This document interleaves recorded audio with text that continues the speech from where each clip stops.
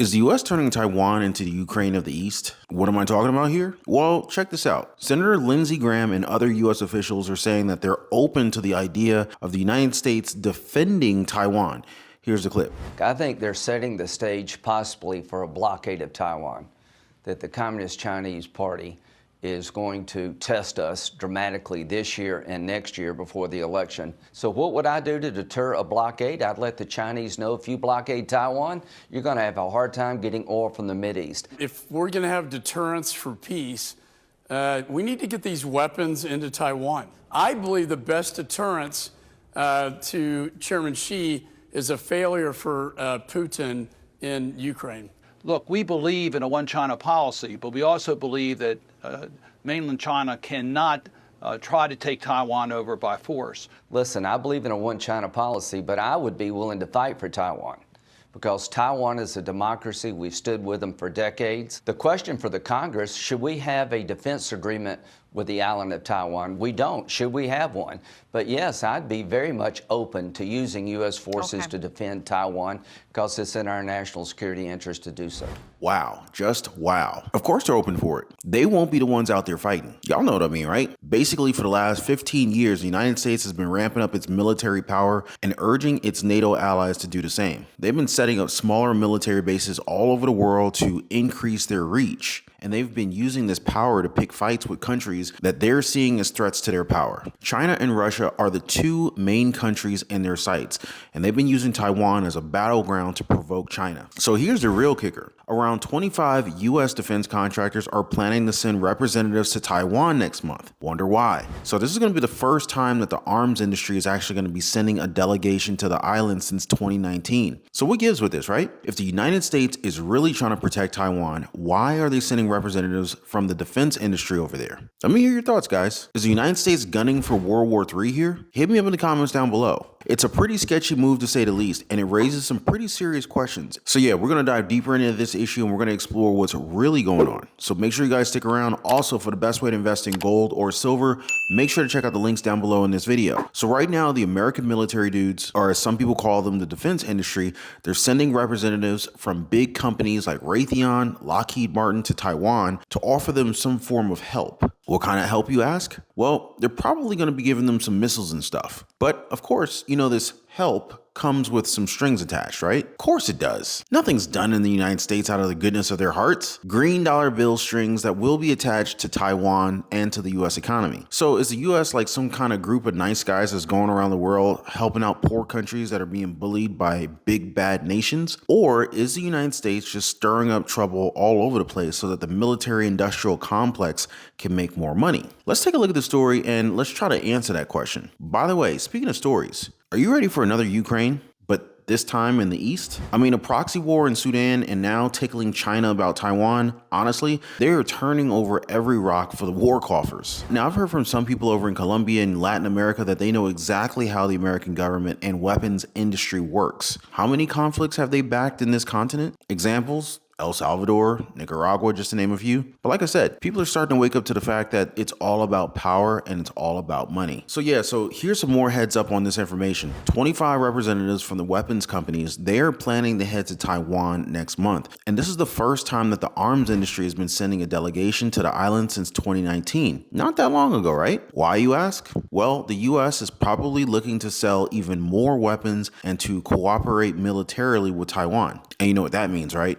It means it's more than likely going to make China even more ticked off, and of course, tensions will rise even higher between the two countries. This is the problem with the United States economic model. Everything needs to keep getting bigger and bigger, whether it's energy companies or the military industrial machine. And so this means that people always need to be buying more and more weapons. It's pretty straightforward, really. But you can't just sell weapons to the people if everything's peaceful and chill, right? Like, why do you need so much guns? So they create the conditions in which people will want to buy weapons, like creating conflicts and tension. I mean, do you think that these guys are like, hey, who needs our help? Oh, Taiwan's having a tough time. Let's go lend them a hand. It's more like, all right, guys, we need to line up our next quarter. So let's make sure that we've got this Taiwan thing sorted out. And when the whole Russia-Ukraine thing blows over, we'll be ready for the next one. That's how these people's minds work, you know what I mean? And what's worse is the arms dealers know that we know, and yet always go forward with their plans without any question. At this point, who really controls our public servants? Y'all know what I'm saying. The delegation is planning to meet with the Taiwanese president. She's the one that recently ticked off the Chinese and made them do some major military drills by meeting up with the United States House Speaker Kevin McCarthy in California. You know, just to give some perspective here, the United States basically has China surrounded by military bases, so it's not too surprising that China feels just a little bit uneasy and threatened. I mean, you really can't blame them for feeling that way, right? Kind of like how NATO expansion provoked Russia into doing some pretty bad stuff over in the Ukraine. Now, this doesn't mean that Russia's actions are not criminal, but at the same time, you know, we can still be like, hey, hang on a minute. America, were you guys just agitating for conflict? And we should remember this in a couple of years' time when we hear about Chinese forces